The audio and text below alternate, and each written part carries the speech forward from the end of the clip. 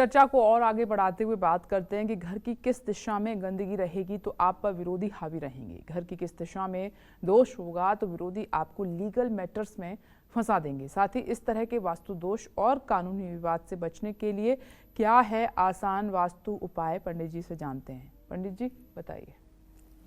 लोग कहते हैं कि अमुक आदमी ने मेरे ऊपर कुछ किया कराया है, इसलिए मुझे ये परेशानी हो रही है, इसलिए मुझे ये तकलीफ हो रही है।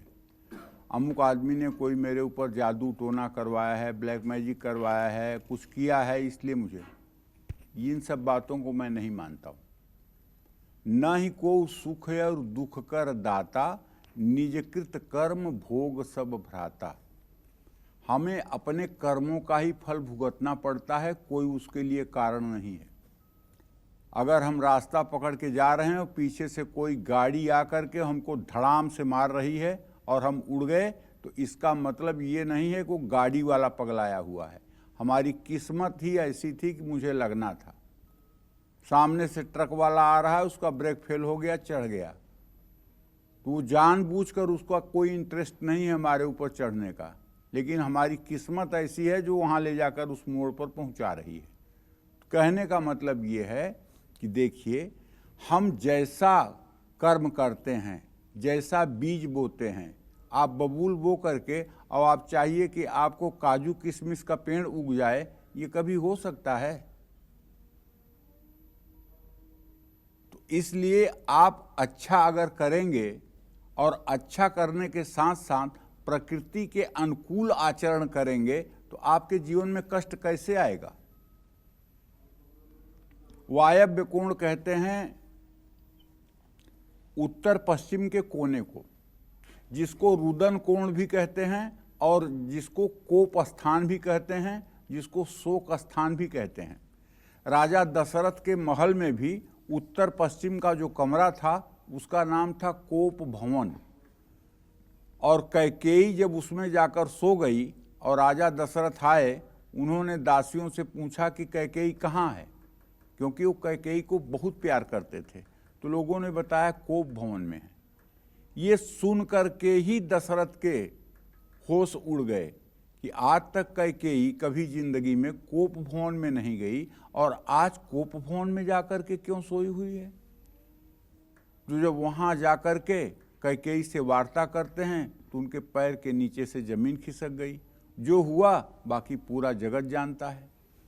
तो कहने का मतलब है, घर में एक ऐसा भी स्थान होता है, कोप भवन जिसको कहते हैं, उत्तर पश्चिम के कोने में, जहां अगर कोई जाकर सो जाए तो घर के परिवार को समझ लेना चाहिए कि ये नाराज है।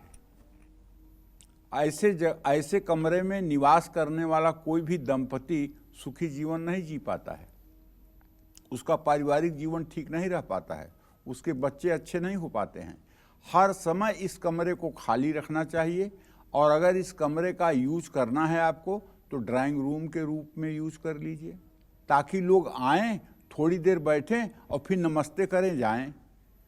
अगर ड्राइंग रूम यहाँ नहीं होगा और किसी दूसरे एंगल में होगा, खास करके अगर आप पूरब उत्तर के कोने में ड्राइंग रूम बना देंगे तो जो लोग आएंगे ना, वो बैठेंगे ही नहीं, आपके घर पर मलिकाना भी चलाएंगे।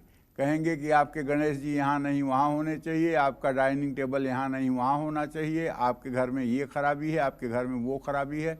आपके घर में हस्तक्षेप करने लगेंगे, हटने का नाम नहीं लेंगे और आप उनकी आवभगत में परेशान हो जाएंगे। उत्तर पश्चिम जो दिशा है उसका स्वामी चंद्रमा है। घर की उत्तर पश्चिम दिशा में अगर गंदगी है या इस दिशा में कोई दोष है तो मकान में रहने वालों के विरोधियों की संख्या बढ़ती है। शत्रुओं से बार बार विवाद होने के कारण धन और सुख का अभाव होता है। उत्तर पश्चिम दिशा में दोष हो तो परिवार के मान सम्मान में भी विरोधियों से के कारण कमी आती है। उत्तर पश्चिम दिशा के जैसे ही अगर दक्षिण दिशा में भी दोष है तो वहाँ रहने वालों को शत्रु और रोग का भय हमेशा रहता है। ऐसे में दक्षिण दिशा में कबाड़ नहीं रखना चाहिए। लेकिन हाँ, एक बात ध्यान रखिए, अगर स्क्रैप आपके घर में निकला हुआ है तो स्क्रैप को आप उत्तर पश्चिम के कोने में रख सकते हैं। कोई कूटने वाली चीज़ जैसे जांत हो गया, ओखली हो गई, मूसल हो गया, खल हो गया, ये सब सूप हो गया, ये सब आप उत्तर पश्चिम के कोने वाले कमरे में रख सकते हैं, इसका कोई दुष्प्रभाव नहीं होगा। जय मां विंध्यवासिनी।